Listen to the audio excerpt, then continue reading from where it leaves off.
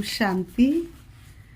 23 अगस्त 2024 प्रातः मुरली। ओम शांति। बाप दादा मधुबन।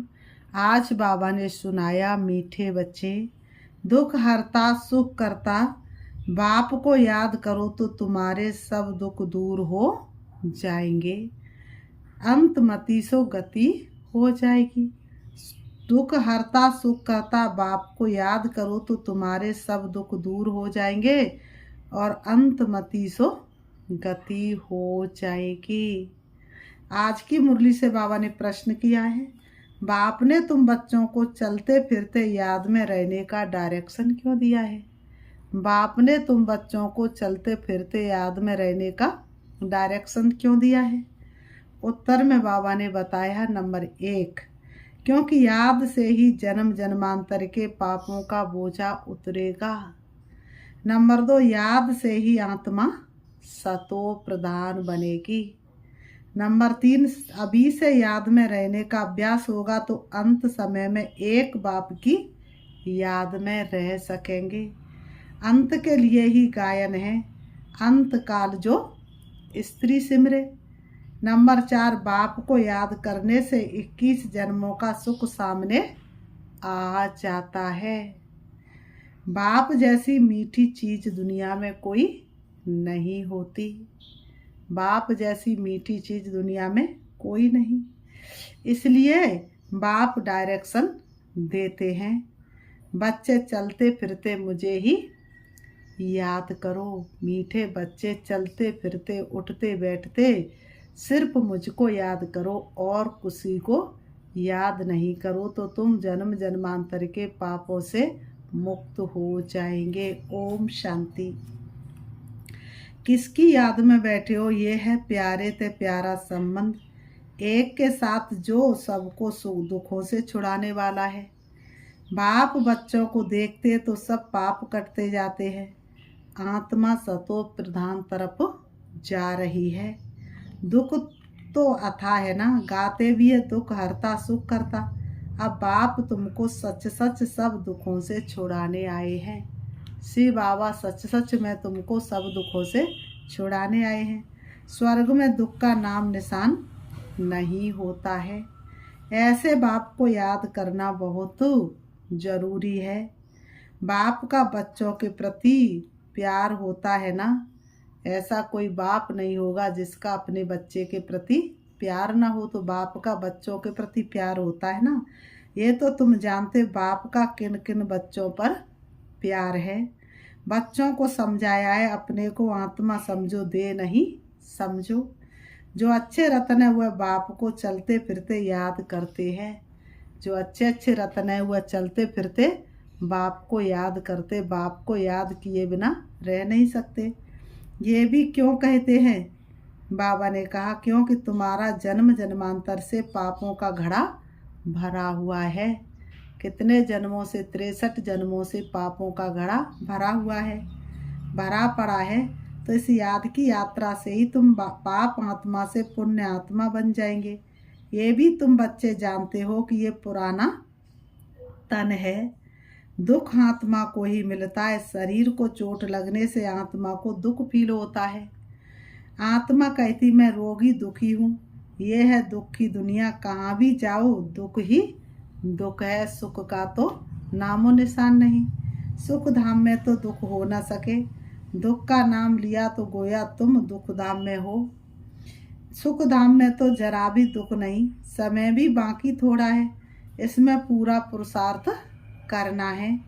बाप को याद करने का, जितना याद करते रहेंगे उतना सत्व प्रधान बनते जाएंगे।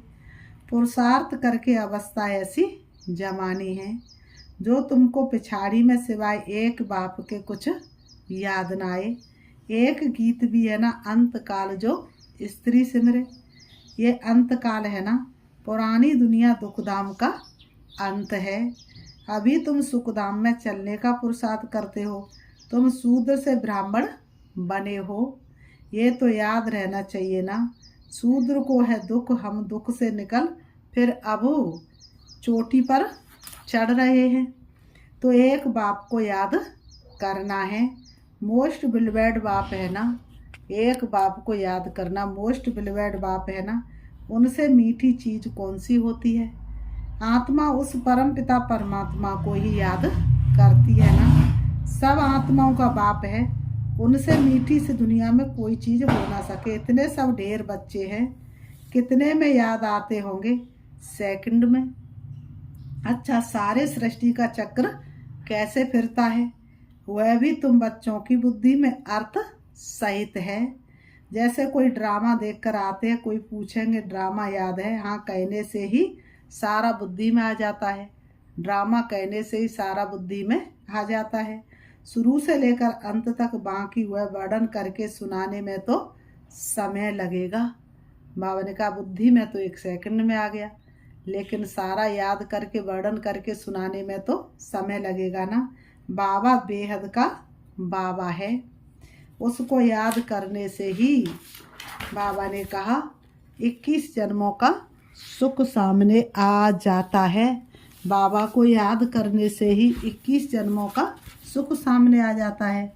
बाप से ये वर्षा मिलता है सेकंड में, बच्चों को बाप का वर्षा सामने आ जाता है। बच्चा पैदा हुआ बाप जान जाते हैं, वारिस ने जन्म लिया, सारी मिल्कियत याद आ जाएगी। तुम भी अकेले अलग अलग बच्चे हो, अलग अलग वर्षा मिलता है ना। तुम भी, बाबा ने कहा, अलग अलग बच्चे हो और तुमको भी अलग अलग वर्षा मिलता है ना। बाबा कहते अलग अलग याद करते हो, हम बेहद बाप के बेहद वारिस हैं। सतयुग में तो एक ही बच्चा होता है, वह सारी मिल्कियत का वारिस ठहरा। सतयुग में तो एक ही बच्चा होता है, यहाँ तो 2 बच्चे हो जाते तो मिल्कियत भी आधी आधी हो जाती। सतयुग में तो एक ही बच्चा होता है।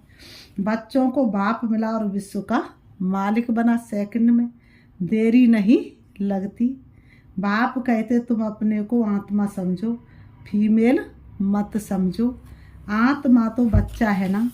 बाबा कहते हैं हमें सब बच्चे याद पड़ते हैं, आत्मा सब भाई भाई है।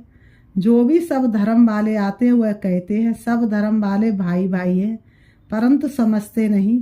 अभी तुम समझते हो कि हम बाबा के मोस्ट बिलीवेड बच्चे हैं। बाप से पूरा बेहद का वर्षा जरूर मिलेगा। कैसे लेंगे वह भी तुम बच्चों को सेकंड में याद आ जाता है। हम सतो प्रधान थे, फिर तमो प्रधान बने, अब फिर सतो प्रधान बनना है। हम कैसे थे? सतो प्रधान थे, 16 कला संपूर्ण थे, संपूर्ण निर्विकारी थे, और अब कैसे बन गए?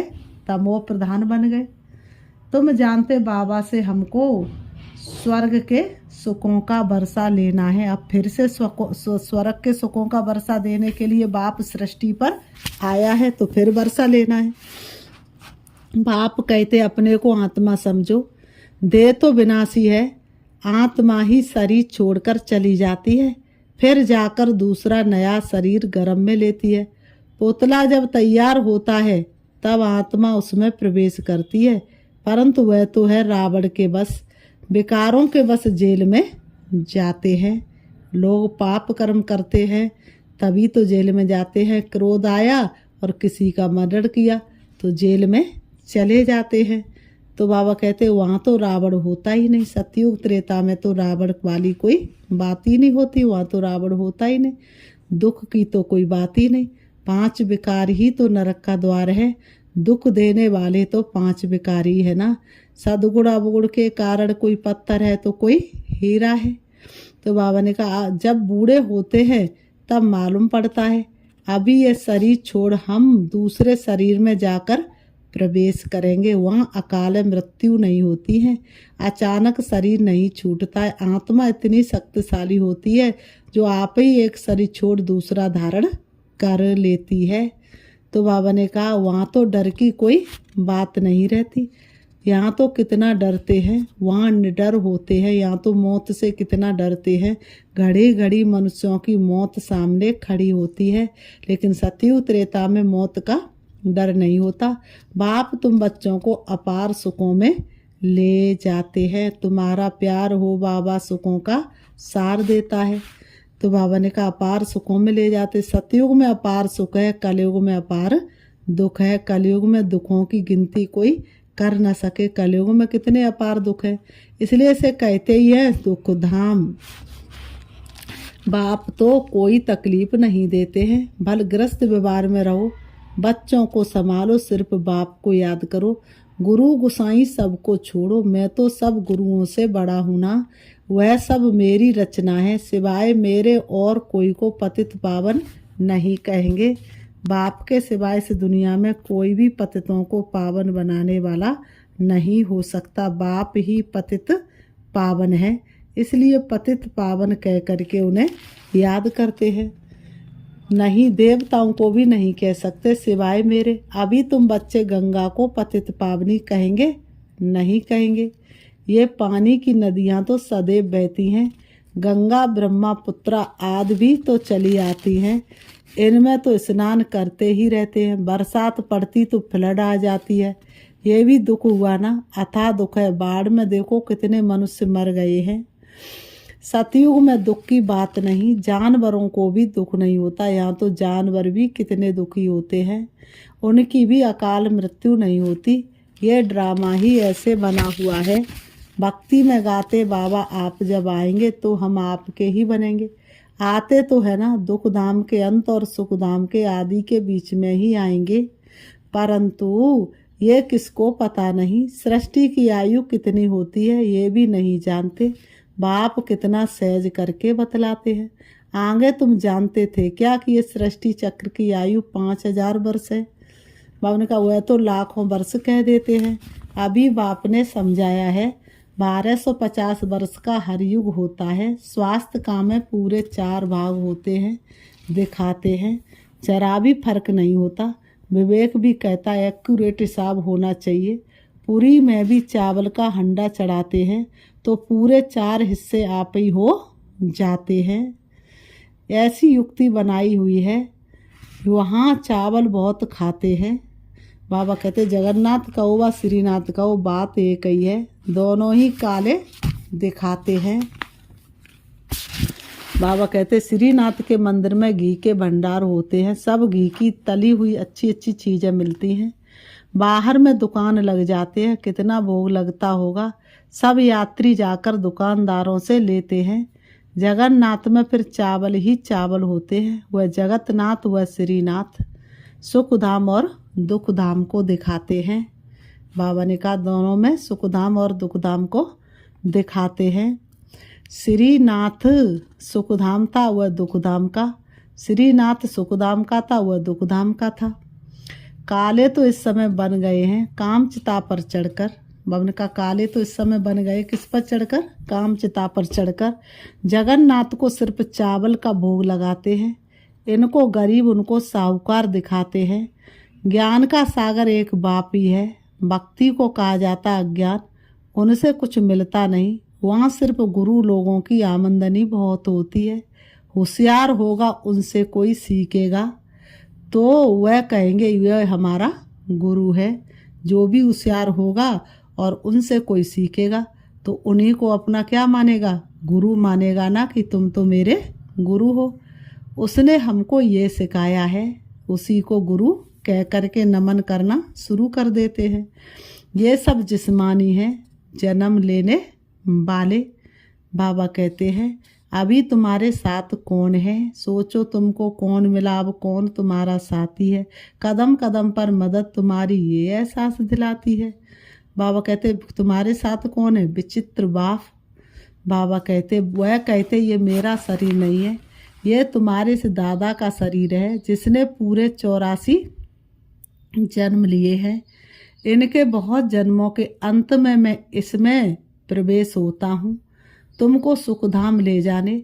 इसको गौमुख भी कह देते हैं। गौमुख पर कितना दूर दूर से आते हैं, लेकिन कौन सा गौमुख ये किसी को पता नहीं है, तो ब्रह्मा बाबा को गौमुख भी कह देते हैं। गौओं की फिर कितनी पूजा करते हैं। यहाँ भी गौमुख है। पहाड़ से पानी तो जरूर आएगा, कुएं में भी रोज रोज पानी पहाड़ से आता है, वह कभी बंद नहीं होता। पानी आता ही रहता है, कुएं से पानी आता ही रहता। बाबा ने कहा वह कभी बंद थोड़ी नहीं होता है। पानी आता ही रहता है, कहाँ से भी नाला निकला तो उनको गंगा जल कह देंगे। मनुष्यों की कितनी अंधश्रद्धा है, वहाँ जाकर स्नान करते हैं, गंगा जल समझते हैं। उस पानी को क्या समझते, गंगा जल समझते। लेकिन पतित से पावन इस पानी से थोड़े ही बनेंगे। बाप कहते पतित पावन मैं हूँ, हे आत्माएं माँ में कम याद करो। देह सहित देह के सभी संबंध छोड़ अपने को आत्मा समझकर मुझे याद करो। बाबा कहते देह और देह के संबंधों को छोड़ अपने को आत्मा समझ मुझे याद करो। तुम्हारे जन्म जन्मांतर के पाप भस्म हो जाएंगे। बाप तुमको जन्म जन्मांतर के पापों से छुड़ाते हैं, जन्म जन्म की मैली चादर धुलते हैं। कौन सी चादर, आत्मा रूपी चादर। शरीर को तो हम रोज डेली धुलते रहते हैं। इस समय तो दुनिया में सभी पाप करते रहते, कर्म भोग है ना। अगले जन्म में पाप किया है, 63 जन्म का हिसाब किताब है। थोड़ी थोड़ी कला कम होती जाती है, जैसे चंद्रमा की कलाएं कम होती है ना। ये फिर है बेहद का दिन और रात। अभी सारी दुनिया पर, उसमें भी खास भारत पर राहु की दशा बैठी हुई है। राहु का ग्रहण लगा हुआ है। अभी तुम बच्चे श्याम से सुंदर बन रहे हो।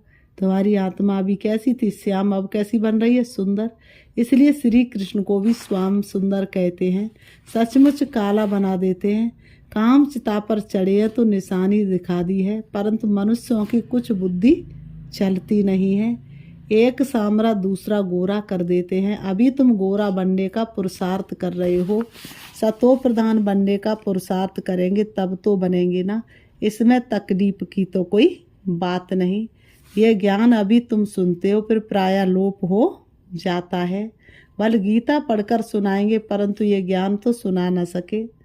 वह हुआ भक्ति मार्ग के लिए पुस्तक। भक्ति मार्ग के लिए ढेर सामग्री है, ढेर शास्त्र है। बाबा ने कहा ढेर शास्त्र है, कोई क्या पढ़ते कोई क्या करते हैं। राम के मंदिर में भी जाते, राम को भी काला कर दिया है। विचार करना चाहिए कि काला क्यों बनाते हैं। काली कलकत्ते वाली भी है, मामा कहकर हैरान होते हैं। सबसे काली वह है और बहुत भयानक दिखाते हैं। उनको फिर माता कहते तुम्हारे ये ज्ञान बाण ज्ञान कटारी आदि है, तो उन्होंने फिर हथियार दे दिए हैं। बाबा कहते वास्तव में काली पर पहले मनुष्यों की बलि चढ़ाते थे, अभी गवर्नमेंट ने बंद कर दिया है। आगे सिंध में देवी का मंदिर नहीं था। जब बाम फटा तो एक ब्राह्मण बोला काली में ने हमें आवाज़ दिया है, हमारा मंदिर है, नहीं जल्दी बनाओ, नहीं तो और भी बम फटेंगे। बस ढेर पैसे इकट्ठे हो गए। बाबा ने कहा मंदिर बन गया। अभी देखो ढेर मंदिर है, कितनी जगह भटकते हैं। बाप तुमको इन सब बातों से छुड़ाने के लिए समझाते, किसकी गिलानी नहीं करते हैं। बाप ड्रामा समझाते, ये सृष्टि चक्र कैसे बना हुआ है। जो कुछ तुमने देखा वह फिर होगा, जो चीज़ नहीं है वह बनती है। तुम समझ गए हो हमारा राज्य था वह हमने गवाया है। अब फिर बाप कहते बच्चे नर से नारायण बनना है तो पुरुषार्थ करो। भक्ति मार्ग में तुम बहुत कथाएं सुनते आए हो, अमर कथा सुनी, फिर कोई अमर बने। किसको ज्ञान का तीसरा नेत्र मिला, ये बाप बैठकर समझाते हैं। इन आँखों से कुछ भी ईविल नहीं देखो, सिविल आँखों से देखो, किरमिल से नहीं। इस पुरानी दुनिया को न देखो, ये तो खलास हो जानी है। बाप कहते मीठे मीठे बच्चों, हम तुमको राज्य देकर जाते हैं 21 जन्म के लिए। वहाँ और कोई का राज्य होता नहीं, दुख का नाम नहीं। तुम बड़े सुखी और धनवान होते हो। यहाँ तो मनुष्य कितना भूख मरते रहते हैं, वहाँ तो सारे विश्व में तुम राज्य करते हो। कितनी थोड़ी जमीन चाहिए, छोटा बगीचा, फिर वृद्धि होते होते कलयुग अंत तक कितना बड़ा हो जाता है। और 5 विकारों की प्रवेशता के कारण वह कांटों का जंगल बन जाता है।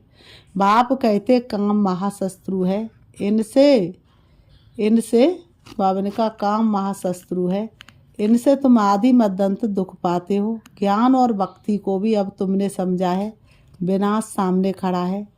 इसलिए अब जल्दी जल्दी पुरुषार्थ करना है, नहीं तो पाप वशम नहीं होंगे। बाप की याद से ही पाप कटेंगे। पतित पावन एक बाप ही है। कल्प पहले जिन्होंने पुरुषार्थ किया वह करके ही दिखाएंगे। ठंडे मत बनो, सिवाय एक बाप के और कोई को याद ना करो। सब दुख देने वाले हैं, जो सदा सुख देने वाला उनको याद रखो। इसमें गफलत नहीं करनी है। याद नहीं करेंगे तो पावन कैसे बनेंगे। फिर बाबा ने कहा, अच्छा मीठे मीठे सिकीलते बच्चों प्रति माता पिता बाप दादा का याद प्यार और गुड मॉर्निंग। रूहानी बाप की रूहानी बच्चों को नमस्ते। हम रूहानी बच्चों की रूहानी बाप दादा को याद प्यार और नमस्ते नमस्ते नमस्ते। धारणा के लिए मुख्य सार नंबर 1, इन आँखों से ईविल बुरा नहीं देखना है। बाप ने जो ज्ञान का तीसरा नेत्र दिया उस सिविल नेत्र से ही देखना है। सत्व प्रधान बनने का पूरा पुरुषार्थ करना है। नंबर 2, ग्रस्त व्यवहार को संभालते हुए प्यारी चीज बाप को याद करना है। अवस्था ऐसी जमानी है जो अंत काल में एक बाप के सिवाय दूसरा कुछ भी याद ना आए। अवस्था बाबा ने कहा ऐसी जमानी है जो अंत काल में कौन याद आए, एक बाप याद आए, दूसरा कोई याद ना आए। आज की मुरली से वरदान बाबा ने दिया, अपनी श्रेष्ठ वृत्ति द्वारा विश्व का वातावरण परिवर्तन करने वाले आधार मूर्त भव। अपनी श्रेष्ठ वृत्ति द्वारा विश्व का वातावरण बदलने वाले विश्व का वातावरण बदलने वाले परिवर्तन करने वाले आधार मूर्त भव। स्पष्टीकरण है, आप बच्चे सिर्फ अपने जीवन के लिए आधार नहीं हो, लेकिन विश्व की सर्व आत्माओं के आधार मूर्त हो। आपकी श्रेष्ठ वृत्ति से विश्व का वातावरण परिवर्तन हो रहा है। आपकी पवित्र दृष्टि से विश्व की आत्मा और प्रकृति दोनों पवित्र बन रही हैं। दृष्टि से सृष्टि बदल रही है। आपके श्रेष्ठ कर्मों से श्रेष्ठाचारी दुनिया बन रही है। अभी जब आप इतनी बड़ी जिम्मेवारी के ताजदारी बनते हो तब भविष्य में ताज तख्त मिलता है। आज की मुरली से स्लोगन है, सर्वशक्तिमान बाप को अपना साथी बना लो तो कोई भी विघ्न आपको रोक नहीं सकता।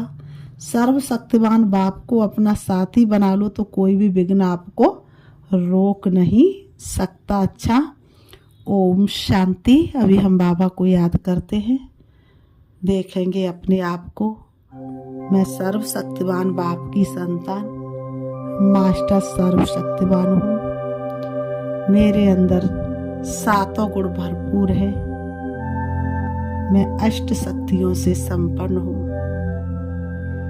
मुझ आत्मा के अंदर सहन करने की शक्ति, समाने की शक्ति, परखने की शक्ति, निर्णय लेने की शक्ति, सामना करने की शक्ति, सहयोग की शक्ति, समेटने की शक्ति, संकीर्ण करने की शक्ति, ये आठों शक्तियाँ भरपूर हैं।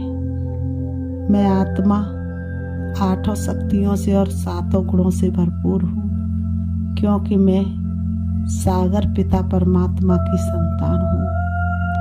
मैं हमेशा प्यारे पिता परमात्मा मैं की याद में लीन रहती हूँ।